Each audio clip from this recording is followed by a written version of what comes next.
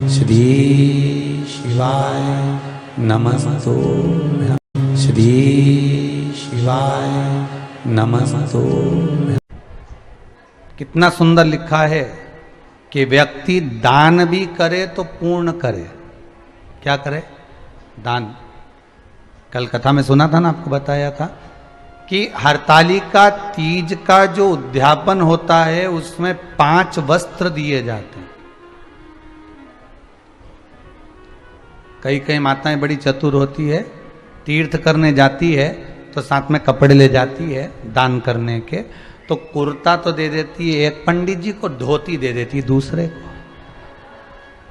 समझना जरा, ये भी बहुत ध्यान देने वाली बात है, ये कोई साधारण नहीं है। बहुत बहुत चतुर चतुर माताएं होती हैं। टोपी दे देगी एक को, साल दे देगी एक को। अब उसके मन में आया कि मैंने देखो कितना जोरदार पुण्य कमाया, मैंने सबके दिया। बोलो रे पंडित जी ने दिया कि नहीं दिया? अब पंडित जी बोलते हो हमें तो धोती मिली है, ये तो कुर्ता मिला, इसके तो ये सामान मिला, इसको ये मिला, तो ये, पर ये शास्त्र विमुख है। वस्त्र देना है तो पूर्ण दो। कैसा वस्त्र दो? पूर्ण। सुहागन स्त्री को, सौभाग्यवती नारी को अगर वस्त्र देना है तो पूर्ण वस्त्र देना चाहिए। कभी साड़ी दे दी और चोली का कपड़ा नहीं दिया तो वो श्रेष्ठ नहीं है। अब कई कई माताएं तो कहती हैं गुरुजी साड़ी में ही आजकल वो कपड़ा लगा लगाया आता है। भले लगा हुआ आता है पर साड़ी में सिला हुआ होता है, वो बना हुआ होता है, उसको अलग करना पड़ेगा। तो या तो तुम उसको पहले अलग करके लाओ फिर दो। पर कभी भी सौभाग्यवती नारी को एक वस्त्र मत दो। एक वस्त्र कभी नहीं देना। देना है, पहले भी हमने एक बार कथा में कहा था, आज फिर कहते हैं, जो ये आप लोग एक नया पैटर्न लेकर आए हो ना, एक नया तरीका लेकर आए हो कि जैसे करवा चौथ का उद्यापन करा, तीज का उद्यापन करा, छठ का उद्यापन करा, या कोई भी उद्यापन माताएं करती है ना सोमवार वगैरह का, तो टीकी का पत्ता रख देती है, बिंदी रख देती है, सामान रख देती है, उसमें एक ब्लाउज का पीस रख देती है। दोष है।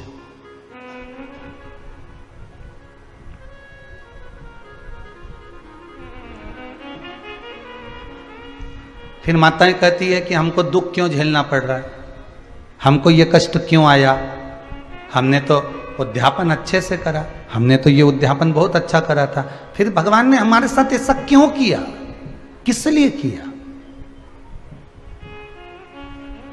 उसका दोषी परमात्मा नहीं, उसके दोषी आप हो। आपको अगर वस्त्र देना था तो वस्त्र पूर्ण 2 देना था। एक अकेला वस्त्र तो जब जीव के प्राण छूटते हैं तभी जाता है।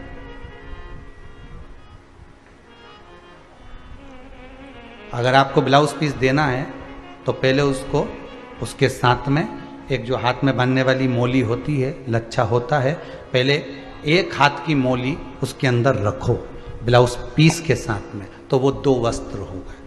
तो एक नहीं कहलाएगा, फिर वो 2 हो गए। पर माताएं पॉलीथीन में जब पैक करती है ना, पॉलीथीन में जमा लेती है, उसमें टीकी का पत्ता रख लेगी, वो लगाने की रख लेगी, कुंकू रख लेगी, सब कुछ रख लेगी, पर वस्त्र एक रखेगी। उसमें मोली नहीं रखती है, वो कलेवा नहीं रखती, उसमें नाड़ा नहीं रखती, उसमें वो शुभ सूचक नहीं माना गया। सौभाग्यवती स्त्री को अगर आप भोजन कराकर वस्त्र का दान कर रहे हो तो एक वस्त्र कभी सौभाग्यवती को नहीं जाता। वस्त्र जाते हैं तो 2-2, 5-2 ऐसे वस्त्र बढ़ते हैं महाराज। लहंगा है, वस्त्र आदि के, रुमाल आदि के, ऐसे 5 वस्त्र करे जाते हैं।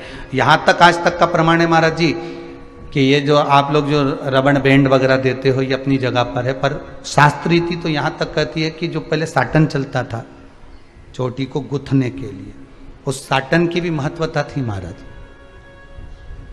भविष्य पुराण को उठाइए, और भविष्य पुराण को उठाकर देखिएगा, कभी मौका मिल जाए आपको और आपके पास में अगर भविष्य पुराण की किताब हो, पोथी हो, पुराण हो, तो उसको पढ़कर देखना एक बार। उसमें वर्णन आता है कि 5 वस्त्र में वो साटन भी गिना जाता है स्त्री के। कारण क्या था?